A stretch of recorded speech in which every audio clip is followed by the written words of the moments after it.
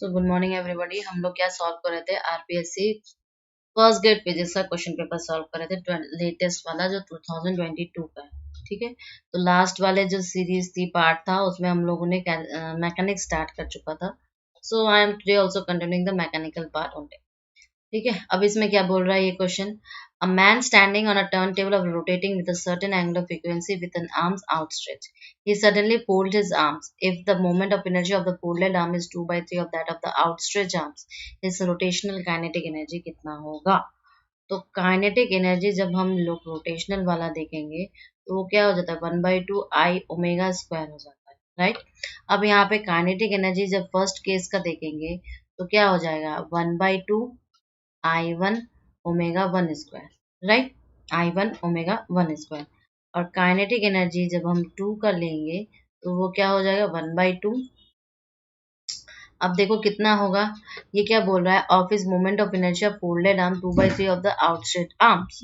तो ये कितने टाइम्स हो जाएगा, 2/3 टाइम्स हो जाएगा। ठीक है, तो 2/3 ऑफ I1, क्लियर है, 2/3 ऑफ I1। लेकिन यहाँ पे क्या होगा, ओमेगा 2 होगा। ठीक है ना, ओमेगा 2 हो जाएगा। चलो ठीक है, अब देखो वन चीज कि I1 omega 1 is equal to I2 omega 2, right. या हम ऐसा भी लिख सकते हैं इसको कि I2 को क्या लिख सकते हैं, कितने टाइम्स हो जाएगा, 2/3 I1 ओमेगा 2। तो ये तो कट गया, तो omega 1 is equal to 2/3 of कितना, ओमेगा 2। तो दिस इम्प्लॉयज दैट ओमेगा 2 क्या हो जाएगा, ओमेगा 2 हो जाएगा 3/2 ऑफ ओमेगा 1। क्लियर है। अब इस रिलेशनशिप को हमें यूज करना है, हमें क्या करना है, इसका इस्तेमाल करना है। तो kinetic energy I1 omega 1 square 1/2 is equal to 1/2 I2 के जगह पे क्या पुट कर देंगे हम लोग, यही वाला 2/3 ऑफ I1, और दूसरा ओमेगा 2 स्क्वायर के जगह हम क्या लिख देंगे, 3/2 ओमेगा 1 का होल स्क्वायर, राइट। तो यहाँ पर देखो क्या हो जाएगा, 1/2 एक जगह ले लो, I1 एक जगह ले लो, और ओमेगा 1 स्क्वायर एक जगह ले लो। लेकिन साथ में क्या लिखना है, 2/3 लिखना है और 9/2 लिखना है। क्लियर, तो ये दोनों तो आपस में कट जाएंगे, बचेगा क्या, तुम्हारा ये 2 कट गया, 3 बच गया। ठीक है, सो ये क्या हो गया, तो ऊपर 3/2 बच गया, ये तुम्हारा उधर टाइम चला गया। तो I can say that it will B enhanced, it will be what, increases. ठीक है, क्लियर है। अब इंक्रीजेस में कितना इंक्रीज करेगा ये मुझे बताओ, क्यों, क्योंकि हमारा यहाँ पर कितने टाइम्स इनहेंस हो रहा है, देखो 3/2 टाइम्स उसका ओमेगा बढ़ रहा है, और साथ ही साथ क्या हो रहा है बताओ, यहाँ पर तुम्हारा आउटस्ट्रेच करने पर ये कहाँ गया, हाँ 2/3 का आई बढ़ रहा है। तो आई होप कि तुम्हारा आंसर तुम्हें मिल गया होगा जरा। ठीक है, तो यहाँ पे 9/4 होगा ना टोटल का स्क्वायर, तो यहाँ पे 2 आया तो 3/2 बचा। तो I will say that kinetic energy of 1 is equal to 3/2 of your, and 2 is equal to kinetic energy of 3/2 of 1। तो कितना हो जाएगा इसका आंसर बताओ कोई, टेल मी समबडी। तो लगभग इसका तुम देखोगे कि 1.5 टाइम्स, अब 1.5 टाइम्स अगर तुम और करो, उसको आगे बढ़ाओ, so you will see your answer will be what. मुझे कोई बताओ, इसका आंसर देख लेना, 50% इंक्रीज हो जाएगा। ठीक है, आगे बढ़ते हैं। देखो, consider a rocket that is in deep space and at a rest relative to an inertial frame. The rocket's engine is to be fired for a certain interval. What must be the ratio of the initial to the final mass of the rocket if the rocket speed relative to the inertial frame is equal to 2 times of the exhaust speed? अब देखो rockets के हम लोग जो equations लिखे थे उनमें से यहाँ पे कौन सा इक्वेशन यूज करेंगे, सेकेंड इक्वेशन। तो अगर मैं ये बोलूं कि इनिशियल वेलोसिटी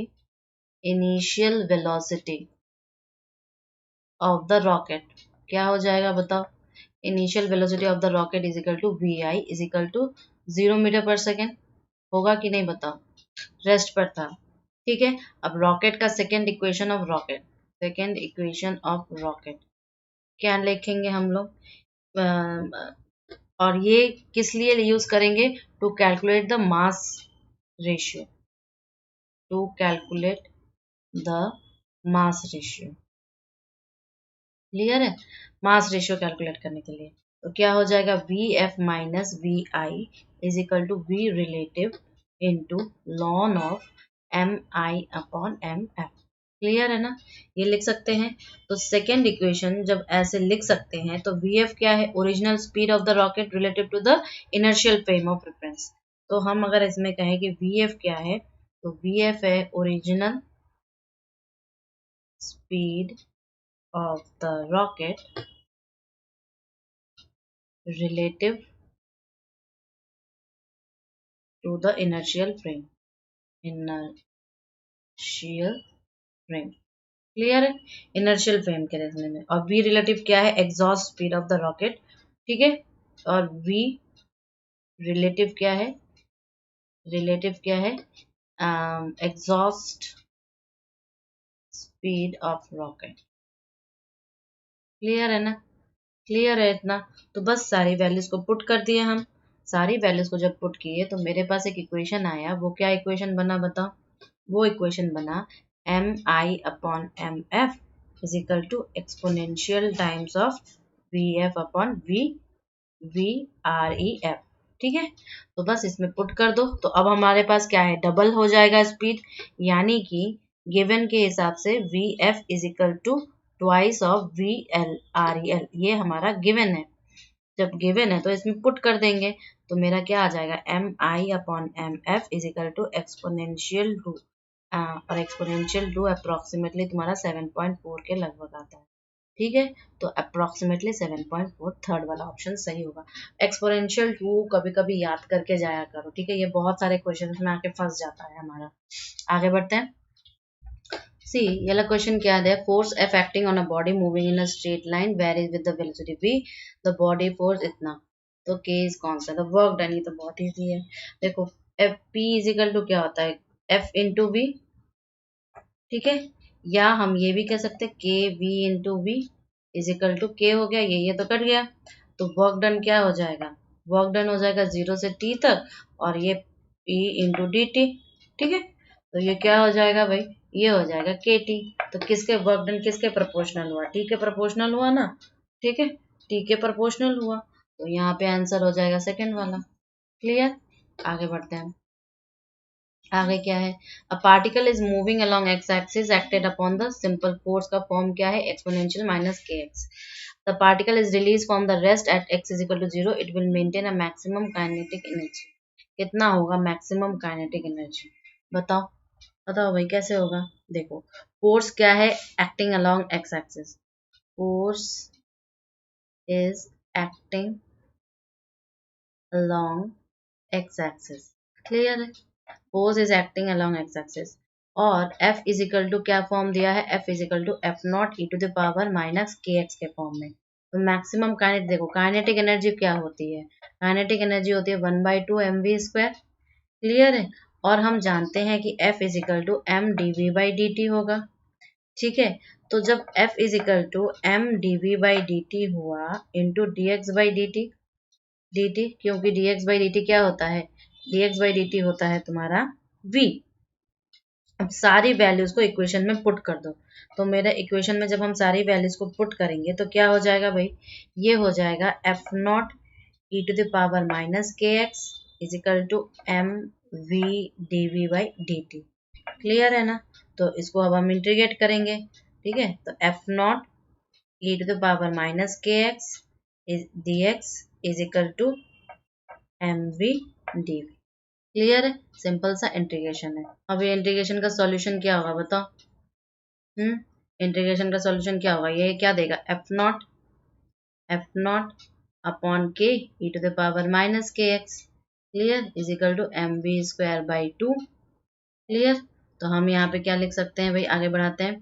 तो ये हो जाएगा तुम्हारा F not upon K E to the power minus के एक्स इज इक्वल टू के।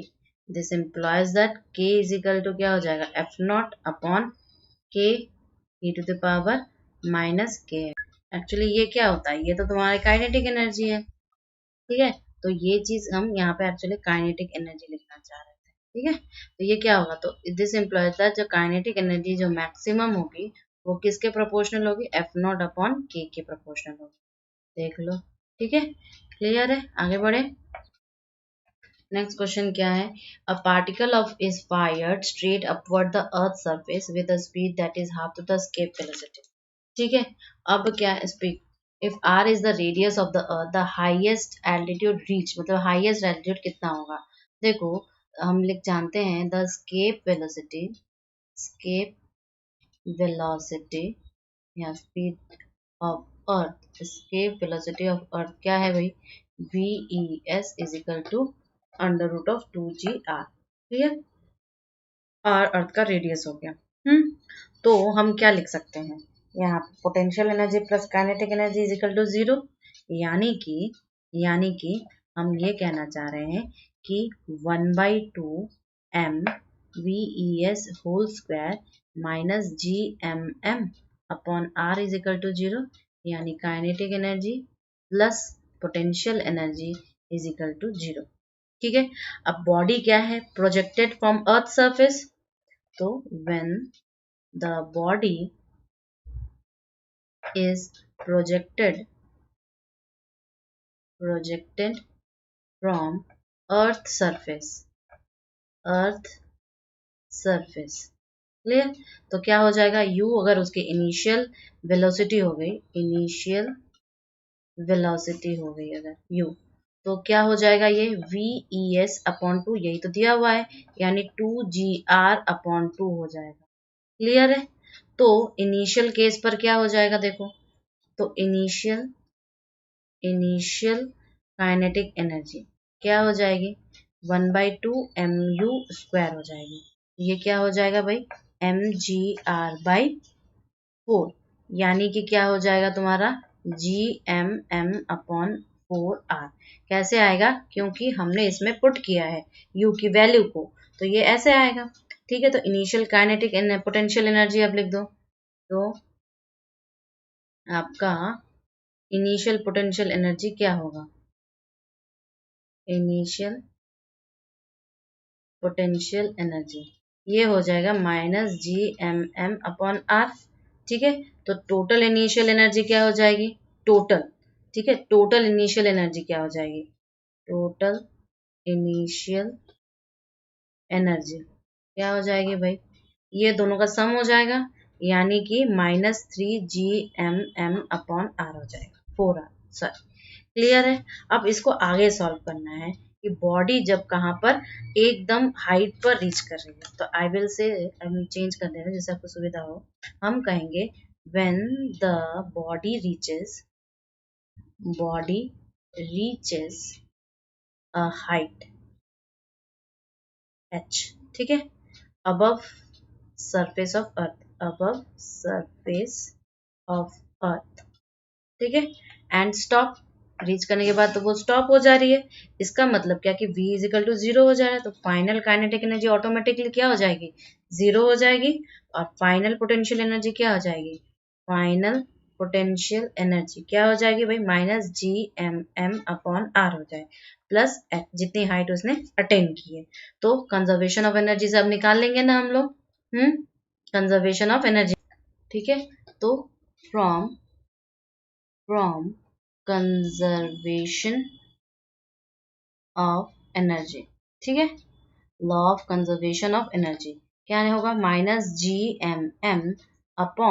-gmm/r+h, clear, is equal to -3gm/4r, clear, ठीक है। तो इससे क्या होगा ठीक है, this implies that 3r+h is equal to 4r, ठीक है। तो 4r यहाँ पर है, 3r यहाँ पर है, तो उधर तो r हो जाएगा और इधर 3 रह जाएगा, तो this implies that h is equal to r/3, clear है। ये हमारा आंसर हो जाएगा। कोई परेशानी, कोई दिक्कत, नो, राइट।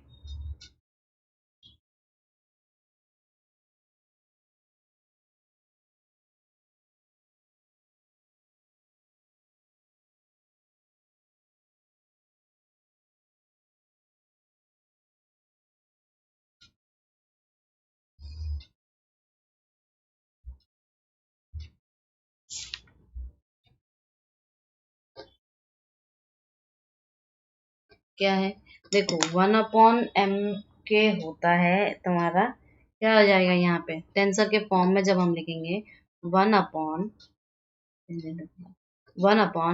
के, ठीक है, क्या हो जाएगा H cut square upon delta I of del I E, energy वाला, ठीक है। अगर सिंपल एक फॉर्म में भी लिखें तो तुम लोग को ये ज्यादा फैमिलियर इक्वेशन रहता है, del square E upon del K I del के जे, ठीक है, ये फैमिलियर इक्वेशन है। तो ये क्या है, ये तुम्हारा स्टार है, ठीक है, ये स्टार है एम स्टार। तो 1/m स्टार यानी इफेक्टिव मास क्या हो जाएगी 1/h cut square del square E upon del K I del के जे। तो हम ये टेंसर कैसे लिख सकते हैं बताओ, ये टेंसर जितना भी डिफरेंशिएशन करेगा वो सारे के सारे क्या करेगा डायगोनल्स के करेगा, क्योंकि इसका देखो के एक्स स्क्वायर के वाई स्क्वायर के जेड कोई भी डबल टर्म दिया ही नहीं है, ठीक है। और एक का स्क्वायर करो तो ये क्या हो जाएगा 2, अगर के टाइम कर रहे हैं तो 2k, और फिर एक बार करेंगे तो इधर फिर से आ जाएगा, तो अल्फा 1 के साथ आएगा और अल्फा 2 और एक अल्फा 3 के साथ आएगा। तो हमेशा क्या होगा सेम सेम वाले से ही आएगा। तो यहाँ पर हम डायरेक्टली इसको भी लिख सकते हैं H cut square 1/2 alpha 1 0 0 1/2 alpha 2 0 और 0 0 1/2 अल्फा 3। ये डायरेक्ट आंसर है, इसमें इतना कुछ करने की जरूरत नहीं है, थोड़ा सा पेशेंस देके जब देखोगे तो हो जाएगा। क्लियर है। आगे ये वाला क्वेश्चन क्या है कि solid with face centre FCC structure है, प्रोब किया है एक्सरे ने, वेवलेंथ है एक्सरे की 0.2 nanometre for the crystallographic plane 200। Okay, first order diffraction peak is observe the Bragg angle 30 degree, find the unit cell size. Oh my god, देखो हम लोग के पास 2d sin theta is equal to n lambda होता है, ठीक है। तो ब्रैग्स जब देख रहा है तो हम लोग हमेशा क्या फर्स्ट ऑर्डर को ज्यादातर कंसिडर करते हैं, और यहाँ पर 200 दिया है, याद रहे यहाँ पर क्या दिया है 200, ठीक है। तो हमें ये तुम्हारा एच के एल की वैल्यू है, तो हम यहाँ पे 2d sin थीटा और थीटा में क्या पुट करेंगे 30 डिग्री, ठीक है, इज इक्वल टू लैम्डा। तो यहाँ पे d क्या हो जाएगा, d हो जाएगा तुम्हारा lambda upon 2 sine 30, lambda upon 2 sine 30, ठीक है। तो 2 साइन 30 क्या होता है 1/2, 1/2 2 से कट गया, तो यानी कि d is equal to lambda, यही तो हो गया ना। तो हम यहाँ पर क्या लिखेंगे, अब हम देखो यहाँ पर क्या लिखेंगे यूनिट क्रिस्टल साइज लिखेंगे। अब देखो यहाँ पर ये एफसीसी है, ठीक है। So I will write d is equal to a upon h square plus k square plus l square का अंडर, क्लियर। तो ये क्या हो जाएगा भाई a/√4 is equal to a/2, ठीक है, a/2। तो a is equal to 2d, a is equal to 2d, d lambda के बराबर है और लैम्डा कितना है 0.2 nanometre. So I will say that it a will be 2 into 0.2 nanometre is equal to 0.4 nanometre, clear है ना 0.4 nanometre. आगे बढ़े, इसमें क्या दिया है at what temperature T the specific heat capacity due to free electron gas in a copper equal to 10% of that due to the lattice vibrations, ठीक है। अब सारे फर्मी एनर्जी ये वो सारी चीजें दी हुई हैं, अपने को क्या करना है, देखो इलेक्ट्रॉन वाला जो होगा इलेक्ट्रॉन गैस ये क्या हो जाएगा π² 2 kb स्क्वायर मतलब बोल्ट्जमैन स्क्वायर और नीचे फर्मी एनर्जी, क्लियर है। अब अगर हम फोनोनिक स्पेसिफिक हीट देखें, जिसे आप फोनॉन्स मतलब लैटिस में जो स्पेसिफिक हीट पैदा हो रही है हाई टेम्परेचर पर वो क्या होती है 3 kb हो जाती है, हाई टेम्परेचर पे 3 kb हो जाती है ना। तो हम कहेंगे कि Cp जो फोनोनिक वाली है वो क्या हो जाएगी 3 kb at high temperature, at high temperature, high temperature की बात चल रही है। तो इसने क्या बोला है देखो 10% इक्वल हो रहा है, यानी कि Ce जो है 10% हो जा रहा है किसका Cp के, क्लियर है। तो हम इसको लिख देंगे π²/2 kb²t/EF, सॉरी यहाँ पे kf नहीं होगा यहाँ पे EF है, क्लियर है। सो और ये हो जाएगा 1/10 ऑफ क्या हो जाएगा 1/10 ऑफ 3 kb। तो यहाँ से हम t निकाल लेंगे, यहाँ से t निकाल लेंगे, ठीक है। तो के 1 kb और 1 kb तो कट गया यहाँ पर, तो टी क्या हो जाएगा तुम्हारा 3/5, ठीक है। और ये हो जाएगा EF फर्मी एनर्जी, और ये तुम्हारा हो जाएगा पाई स्क्वायर, और इधर आ जाएगी के बी, एक ही के बी बचेगा। सारे वैल्यूज को पुट करेंगे, देख लेना लगभग इसका आंसर आ रहा है 4.98 इंटू 10⁻³ केल्विन, ठीक है। कैलकुलेट करके देख लेना, यही आंसर आ रहा है। आगे बढ़ते हैं। The relative magnetic permeability of a type 1 super conductor. Type 1 super conductor बोल रहा है, तो एक बात बताओ, सुपर कंडक्टर क्या मैग्नेटिक फील्ड लाइंस को क्रॉस नहीं करने देती, अपने भीतर से ऐसे पेनिट्रेट नहीं करने देती है ना, ठीक है। तो अपने भीतर से पेनिट्रेट नहीं करने देती। अगर यहाँ पे सुपर कंडक्टर मटेरियल है तो ऊपर से गुजर जाती है, भीतर से नहीं जाती है, ठीक है। तो हम लोग परफेक्ट मैग्नेटिक कहते हैं। तो ऑब्वियस ही बात है, इसकी मैग्नेटिक परमेबिलिटी क्या होगी, मैग्नेटिक परमियबिलिटी क्या, म्यू आर, ये क्या हो जाएगा, 0 हो जाएगा। जबकि मैग्नेटिक ससेप्टिबिलिटी क्या है, मैग्नेटिक ससेप्टिबिलिटी, ये मुझे कमेंट करके बताओ, ससेप्टिबिलिटी जाई एम क्या होगा, ये मुझे कमेंट करो और मुझे टेक्स्ट करो, ओके। सी, ये क्या दिया है, एक्सटेंशन, ये बोला था extension versus load graph of wire, इतना इतना इतना दिया हुआ है, स्लोप इज इतना, यंग मॉडुलस फाइंड करने को बोला है, यंग मॉडुलस फाइंड करने को बोला है, ठीक है। क्या हम ये नहीं निकाल सकते, इजीली निकाल सकते हैं। देखो क्या होता है, stress upon strain is equal to, stress upon strain जो होगा वो क्या हो जाएगा, अगर यही स्ट्रेस अपॉन स्ट्रेन का ग्राफ होता तो ये क्या देता, वाई देता, यानी कि tan थीटा देता। लेकिन यहाँ पर एक्सटेंशन की ग्राफ बोली गई है, यहाँ पर माइंड करो, उसने एक्सटेंशन की ग्राफ बोली है। तो एक्सटेंशन की ग्राफ जब हो जाएगी तो हम क्या करेंगे बताओ, एक्सटेंशन का मतलब क्या होता है, स्ट्रेन में आता है, स्ट्रेन में आता है।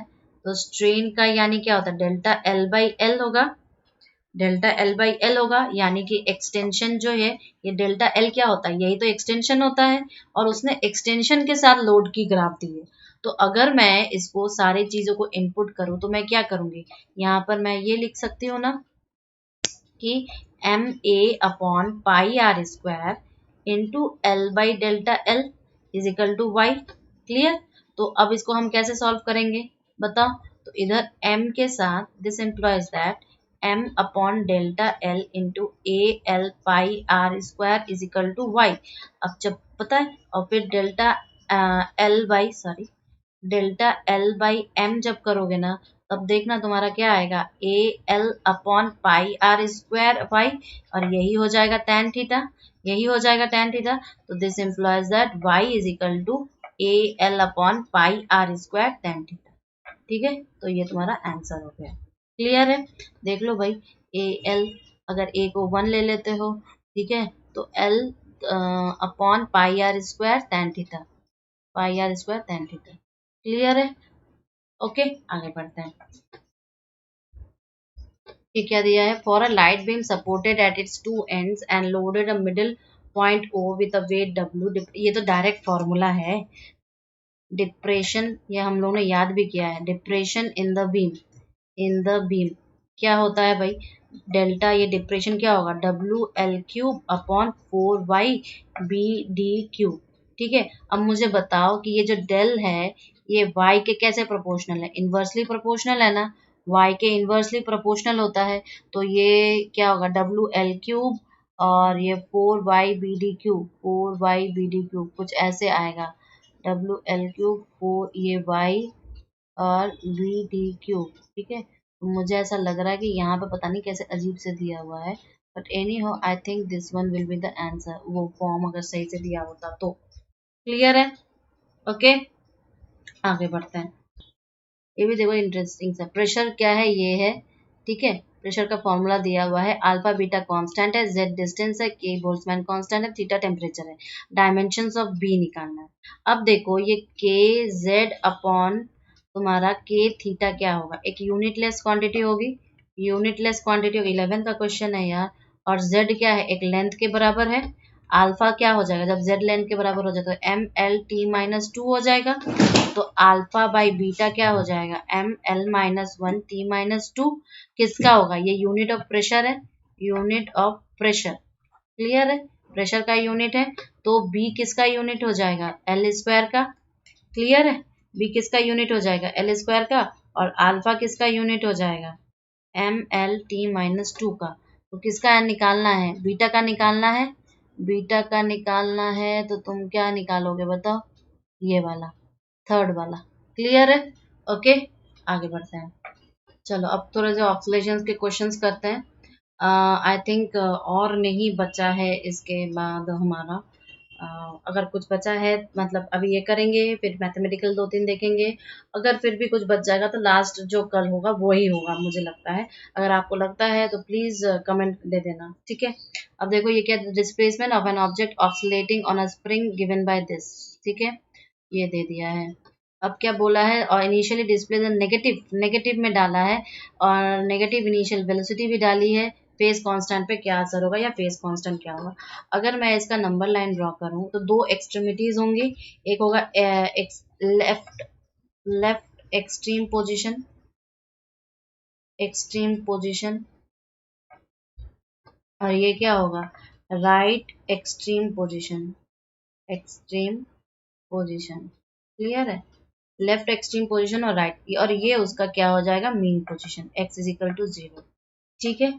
और ये क्या हो जाएगा, उसकी मीन पोजीशन। तो अगर सोचो यहाँ पर से स्टार्ट कर रही है, जो कि मान लो हैं x, और ये is equal to t is equal to 0 point पर है, तो डिस्प्लेसमेंट उस हमें पता है, ओके, ठीक है। तो अब देखो हमें पता है कि डिस्प्लेसमेंट क्या होता है, changing the colour so that it will be visible. Displacement, displacement जो होता है वो क्या होगा, x is equal to X M cos of omega T plus 5, right. तो t इज इक्वल टू 0 जब हम करेंगे इसमें, तो x इज इक्वल टू क्या हो जाएगा, X M cos of your 0 plus 5 हो जाएगा, 0 प्लस 5 हो जाएगा, राइट। तो ये क्या हो जाएगा, एक्स एम कॉस 5 हो जाएगा, एक्स एम कॉस 5। अब जब कॉस तुम्हारा नेगेटिव, अब हम वैल्यूज को पुट करेंगे। अगर मैंने ये बोला कि ये negative is equal to cos 5 है, मतलब x अगर नेगेटिव है तो ये कॉस 5 है, तो क्या हो जाएगा, cos 5 is equal to negative हो जाएगी। और नेगेटिव ये कब होती है, नेगेटिव जब कब होती है, सेकेंड क्वाड्रेंट में या थर्ड क्वाड्रेंट में, सेकेंड और थर्ड क्वाड्रेंट, क्वाड्रेंट, ठीक है। अच्छा, और इधर जब v को नेगेटिव करेंगे, v is equal to negative करेंगे, तो तुम्हारा v क्या हो जाएगा, minus X M cos of, differentiate करेंगे तो कॉस तो आएगा नहीं, m with omega sine of omega T plus 5 होगा, sine of omega T plus 5 होगा। तो ये क्या हो जाएगा, sine of omega T plus 5 हो जाएगा, और ये नेगेटिव होगा। जब v नेगेटिव होगा, जब हमारा ये v नेगेटिव होगा, इसको थोड़ा सा यहाँ पे एक्सटेंड कर देते हैं, ठीक है। तो जब हमारा, एक सेकेंड बेटा, v इज इक्वल टू जब नेगेटिव होगा, ठीक है, तो क्या होगा, माइनस एक्स एम हो जाएगा। तो इधर जब हमें टोटल वैल्यूज को पॉजिटिव आएगा, यानी कि जो हमारा sine of omega T plus pi जो है, ये क्या आ जाएगी, पॉजिटिव आएगी। और साइन पाई पॉजिटिव कब होता है, ये पॉजिटिव साइन पाई जो है ये पॉजिटिव कब होगा, जब ये सेकेंड या फर्स्ट क्वाड्रेंट में होगा, सेकेंड या फर्स्ट क्वाड्रेंट में होगा। यानी कि जो कॉमन क्वाड्रेंट है, क्या कॉमन क्वाड्रेंट मेरा सेकेंड कॉमन है, कॉमन क्वाड्रेंट क्या हो जाएगा, सेकेंड वाला। तो यानी ये 90 से तो ज्यादा होगा और 80 से कम, 180 से कम होगा, यानी कि पाई बाई 2 से पाई तक। तो पाई बाई 2 से पाई तक देखो कौन सा वैल्यू है, पाई बाई 2 से पाई तक, सेकेंड ऑप्शन। क्लियर है, बस ये कंसेप्ट यूज करना है इसमें, ठीक है। 73 वाला क्या, अ हॉरिजॉन्टल स्प्रिंग है, स्प्रिंग कांस्टेंट इतना, ठीक है, a body of mass is इतना, attached to a spring displays 8 centimeter, the body is then release the maximum velocity of the body। कुछ नहीं है इसमें, ये तो पहले का है, तो आगे बढ़ा तो ठीक है। अब इसने क्या किया है, यानी डायग्राम कुछ इस टाइप का है कि यहाँ पर ऐसे है और ये ऐसे इसको छोड़ा है। अब मुझे बाकी सारी चीजें कैलकुलेट, ठीक है। तो जब बाकी सारी चीजें क्या करनी है, हम जानते हैं frequency of oscillation, frequency of oscillation क्या होता है भाई, mu is equal to 1 upon T is equal to 1 upon 2 pi under root of के बाई एम। क्लियर है ना। और मैक्सिमम एक्सेलरेशन क्या होगा, मैक्सिमम एक्सेलरेशन, एक्सेलरेशन क्या होता है बताओ, ये हो जाएगा तुम्हारा a is equal to omega square a, ठीक है। ओमेगा क्या होगा, under root of k m, और a क्या होगा, मैक्सिमम डिस्प्लेसमेंट, ये होता है मैक्सिमम डिस्प्लेसमेंट, और ये हो जाएगा अंडर रूट ऑफ के बाई एम। क्लियर है ना। अब आगे बढ़ते, अब मैक्सिमम वेलोसिटी क्या होती है, मैक्सिमम वेलोसिटी, मैक्सिमम वेलोसिटी क्या होती है बताओ, v max is equal to a omega, clear है, is equal to a into under root of के बाई एम। क्लियर है, तो इसको कैलकुलेट करते हैं, 8 into 10⁻² into under root of 14.7 upon 300 into 10⁻³ clear है ना ये, इसमें कोई दिक्कत तो नहीं है। चलो, अब जब इसको कैलकुलेट करेंगे तो 49 तुम्हारा 7 आएगा, ठीक है, और ये 8 इंटू 10⁻² है। Clear, so what I will get, ये देखो ये क्या हो जाएगा, 8 इंटू 10⁻² इंटू 7। क्लियर है, ये 2 है, यहाँ पे 3 है, तो 10⁻1 आएगा, ऊपर जाएगा तो +1 आ जाएगा, तो 147/3 आ जाएगा। 147/3 कितने टाइम में जाएगा बताओ, कैलकुलेट करो और फिर मुझे बताओ, ठीक है। और इसका आंसर आएगा तुम्हारा, अब क्या आ जाएगा, ये 56 इंटू 10⁻² इज इक्वल टू तुम्हारा 0.56 आ जाएगा, 0.6 मीटर पर सेकेंड, देखना इसका आंसर आएगा। क्लियर है, आगे बढ़े। सी, ये वाला क्या है, the frequency of oscillations of the two coupled oscillators in the comparison to the frequency of oscillations with, ये बहुत इजी है, ये हम लोग ने देखा भी है और काफी इसके न्यूमेरिकल्स भी किए हैं। सो इसका आंसर डायरेक्टली आप लिख सकते हो, the higher in the mode of opposite phase, कौन से फेज में होगा, ऑपोजिट फेज में हायर होगा, ठीक है। तो नेक्स्ट क्वेश्चन देखते हैं, ड्राइवन, अच्छा ये ड्राइवन वाला ऑक्सीलेटर है, कॉमन सा क्वेश्चन है, हम लोग सेम टू सेम बहुत सारे क्वेश्चन कर चुके हैं क्लास। तो यहाँ पे क्या बोला है कि दोनों सेम पर है, ठीक है, अगर सेम पर होगा तो वी नॉट क्या हो जाएगा तुम्हारा, ओमेगा एक्सएम हो जाएगा, V naught is equal to omega X M हो जाएगा, राइट। तो अब हम क्या करेंगे, इज इक्वल टू क्या करेंगे बताओ, ये हम लिखेंगे omega F M upon M square, और इधर तुम्हारा नीचे हो जाएगा omega square minus omega naught square whole square plus B square omega square के पावर 1/2, राइट, ये तो होगा ही। क्लियर है, अब रेजोनेंस पर क्या होता है, एट रेजोनेंस क्या होगा, omega is equal to omega naught हो जाएगा, तो नीचे वाली तो पूरी की ये टर्म तो जीरो हो जाएगी, जीरो हो जाएगी ना, तो वी नॉट क्या हो जाएगा हमारा, omega naught F M upon 0 plus B omega naught हो जाएगा, तो is equal to F M upon B हो जाएगा, एफ एम अपॉन बी कहाँ है भाई, एफ एम अपॉन बी, ये वाला आंसर हो जाएगा। क्लियर है, ओके, ये एक किसका question, this is 11th class का पहला chapter. The error in the measurement of the volume of a sphere is 6% and the error in the measurement of the surface area, और क्या हो सकता है, v is equal to 4/3 pi R cube, s is equal to 4 pi R square, right. तो delta v by V क्या हो जाएगा, maximum error लेना है, डेल्टा r बाई आर हो जाएगा 3 टाइम्स, और ये क्या हो जाएगा, delta s by S is equal to 2 delta r by R हो जाएगा। क्लियर है, अच्छा, तो अब हम यहाँ पर क्या करेंगे, 6/100 दिया हुआ है, तो 3 times of delta r by R है, तो अब अगर हम इस यहाँ से डेल्टा r बाई आर निकालना चाहें तो ये क्या हो जाएगा, 2/100 हो जाएगा, 2/100 हो जाएगा ना, तो हम इसको डायरेक्टली 2/100 लिख लेते हैं। अब इसी को डेल्टा s बाई एस में पुट करते हैं, तो क्या हो जाएगा बताओ, 2 इंटू 2/100, ये हो जाएगा, बता दो 4 25, 1/25 हो जाएगा, तो यानी अब 100 टाइम्स कर देंगे क्योंकि हमें तो परसेंटेज में निकालना है, तो बताओ ये क्या हो जाएगा, 4% हो जाएगा इसका आंसर, तो इसका आंसर कहाँ गया, सेकेंड वाला। क्लियर है, चलो आगे बढ़ते हैं, आगे बढ़ते हैं, क्या दिया हुआ है कि आइगन वेक्टर इक्वेशन दिया हुआ है, this the operator is given this then the eigenvalues, और क्या चाहिए, क्या होगा बताओ, आइगन वैल्यू इक्वेशन लिखेंगे, आइगन वैल्यू इक्वेशन क्या होगा, ये तुम्हारा a minus lambda I is equal to 0।